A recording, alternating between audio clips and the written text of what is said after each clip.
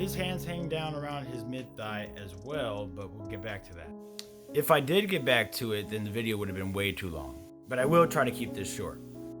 The question is, why would the pictures not match the skeletons? Or why would we assume that the hands come down to the mid-thigh when we see that the upper arm bone here is proportionally longer?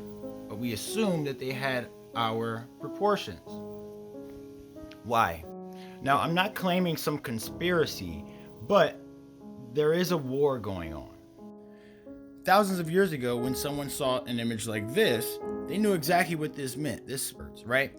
This was made possible because of the collective understanding of the mythology, of the stories, of the symbolism. Got it? That's how you maintain a story. That's how you maintain a narrative and a religion. Same thing happens here. All right, so we've all seen something like this. Eat, survive, reproduce, eat, survive, reproduce, eat, survive, reproduce, and then ending with us with that incredible ability to think and ask, what's it all about?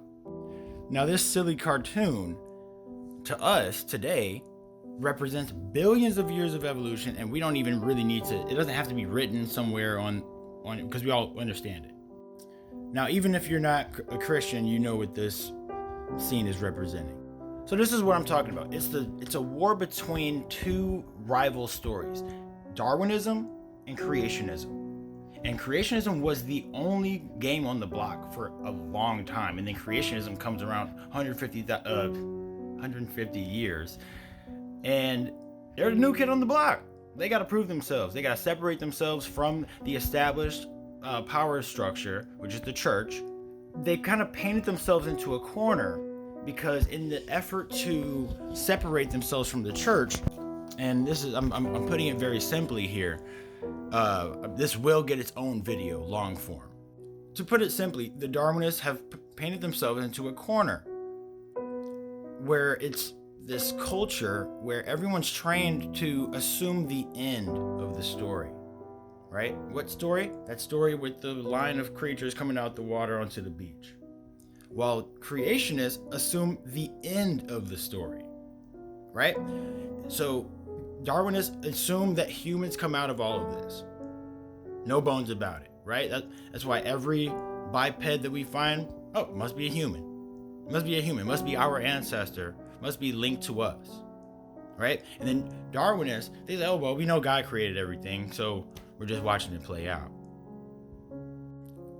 So science, in a sense, has become kind of a religion, and it's called scientism. It is a real term for the worship of science. And it's important to know this because with scientism comes a confirmation bias. That's why we'll see pictures of Neanderthals with no hair like this, hairless like us, when there's really no evidence that they wore clothes. But we wear clothes, so they must have worn clothes. And they're our relatives. Therefore, they must have worn clothes. It's the syllogistic thinking, the circular thinking. But on top of that, everything has to be explained in terrestrial terms. And within the confines of the Earth's mechanisms. So everything happens gradually and on Earth, 100%. Maybe some panspermia, but nothing extraterrestrial or divine has any room ever. And then there's also the looming threat of creationists trying to get their stuff taught in schools again. So it's hard to say I don't know on something as big as human origins, because then the creationists are going to come out the woodwork and be like, they don't know. Why aren't you teaching our stuff in schools? And the Darwinists don't want that. And I don't want that. I'm just saying that there should be a lot more openness and honesty about what our biases are, and also the flaws in what we currently believe, because there are flaws.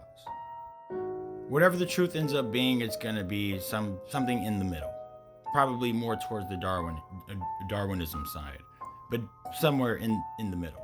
I'm not saying that there's some kind of grand conspiracy. It's just you don't really need a formal conspiracy when interests converge, right? And so everyone wants their worldview to get confirmed. Everyone wants to feel comfortable and validated and also be right.